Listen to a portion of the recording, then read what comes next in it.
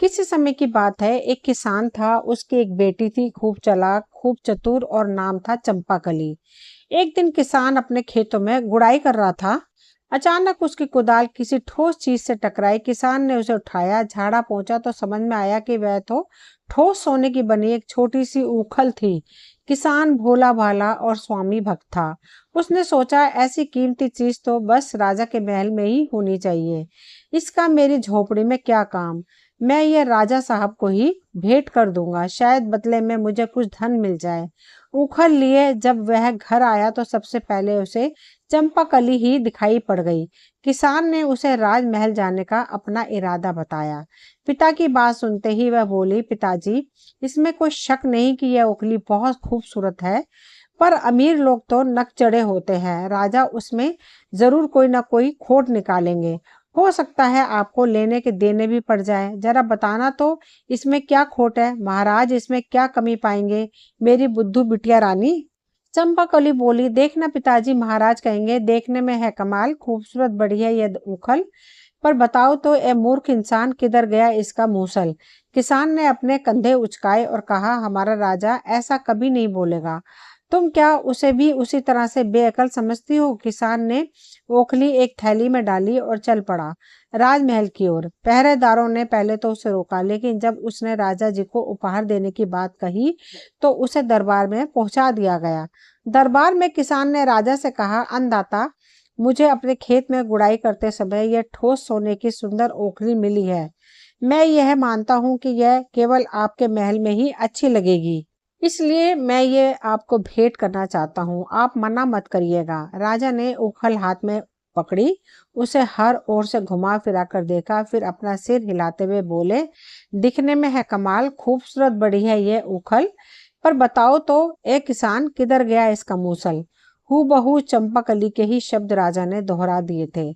बस किसान को मूर्ख इंसान नहीं कहा, क्योंकि राजा की भाषा में एक मर्यादा होती ही है।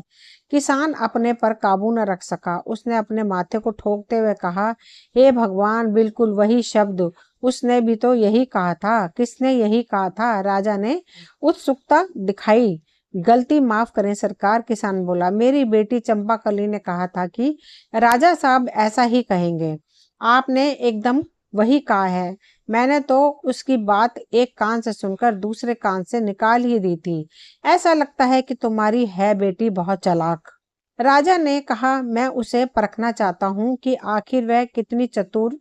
फिर राजा ने एक मुट्ठी भर कपास की पुड़िया मंगवाई और उसे किसान को देते हुए बोले, ये कपास अपनी बिटिया के पास ले जाओ और उससे कहो कि जल्द से जल्द मेरी फौज की एक टुकड़ी के लिए कमीजें इस कपास के सूत काट कर बुनकर सिलकर भेज दे। फौजियों को कमीजें जल्द से जल्द चाहिए। किसान को तो मानो काटो तो खून नहीं, पर वह करता भी क्या। राजा से जबान दराजी तो हो नहीं सकती थी। उसने चुपचाप कपास की पुड़िया उठाई, राजा को सलाम ठोका और घर की ओर चल पड़ा। ओखली के बदले किसी उपहार की आशा तो बेकार ही थी। सजा नहीं मिली, यही बहुत था। घर पहुंचकर वह बेटी से बोला, बेटी चंपाकली, तुम्हारे तो बुरे दिन आ गए। ऐसा कहकर उसने कपास की पुड़िया उसे पकड़ा दी और सारी बात बता दी। पिताजी, आप तो बेबात ही घबरा जाते हैं, थोड़ा सोचने तो दीजिए कि क्या करना है। चंपाकली ने कपास की पुड़िया ली और उसमें से कपास निकालकर पटक पटक कर झाड़ने लगी। कपास चाहे कितनी भी कुशलता से ओटी ओटनी रुई से बीज अलग करना गई हो, एक आध बिनौले तो उसमें छूट ही जाते हैं। इस समय भी कपास में से दो बीज नीचे गिर पड़े। चंपाकली ने उन्हें उठा लिया और पिता से बोली, बापू, आप सीधे महल वापस जाइए और राजा से मेरा संदेशा कहिए। मुझे उनकी चुनौती स्वीकार है, बस मुश्किल यह है कि मेरे पास चरखा और करघा नहीं है। मैं सूत कैसे काटूंगी और कपड़ा कैसे बुनूंगी। इन बीजों के खोल से वे चरखा और करघा बनवाकर भेज दें। जैसे ही वे ये दोनों चीजें बनवा देंगे, उनका काम हो जाएगा। इतना कहकर उसने दोनों बिनौले अपने पिता को पकड़ा दिए। बेचारे किसान की राज दरबार में जाने की हिम्मत नहीं हो रही थी, पर चंपाकली उसके पीछे ही पड़ गई। झक मारकर वह दरबार में जा पहुंचा। किसान की बातें और चंपाकली की मांग जानकर राजा के समझ में आ गया कि चंपाकली बहुत चालाक और बुद्धिमान है। उसने किसान से कहा, तुम्हारी ये बेटी बहुत चतुर है, मैं उससे मिलना चाहता हूँ। तुम उससे राजमहल आने को कहो। मैं उसके साथ बातें करना चाहता हूँ, लेकिन याद रखना, जब वह महल में आए तो वह ना तो कपड़े पहने हो और ना ही बिना कपड़ों के हो। ना तो वह भूखी आए और ना ही भरे पेट आए। ना तो घोड़े पर और ना ही किसी सवारी पर, और पैदल भी ना हो। ना तो रात में आए और ना ही दिन में।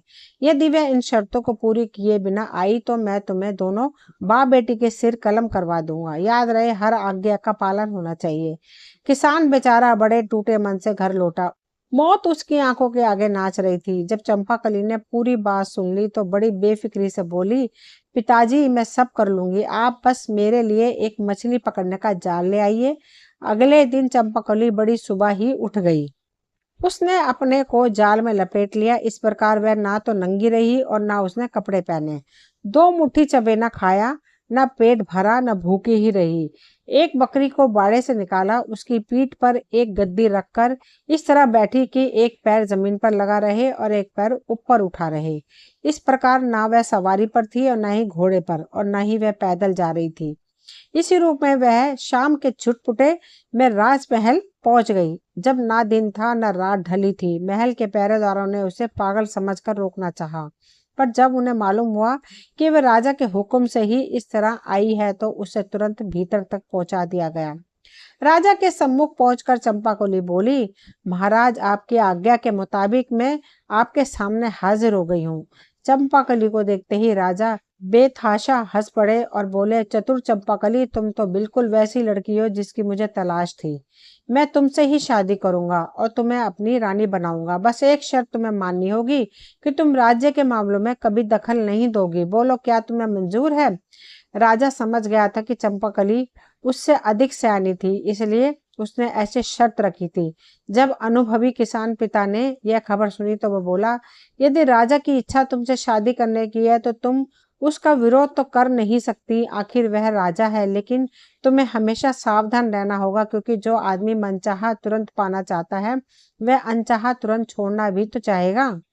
इसलिए तुम अपनी यहाँ की चीजों को ज्यों का त्यों रहने दो। ना जाने कब तुम्हें उन्हें नापसंद हो जाओ तो यही सब तुम्हारे काम आएगा। चंपाकली अभी कम उम्र थी। उसने पिता की बातों पर बहुत ध्यान नहीं दिया। राजा से शादी की हामी भर दी। बहुत जल्दी ही पूरे राज्य में विवाह की धूमधाम मच गई।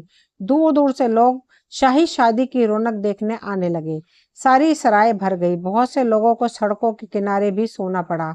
एक किसान अपनी गर्भवती गाय को लेकर बेचने की इच्छा से उन्हीं दिनों राजधानी आया था।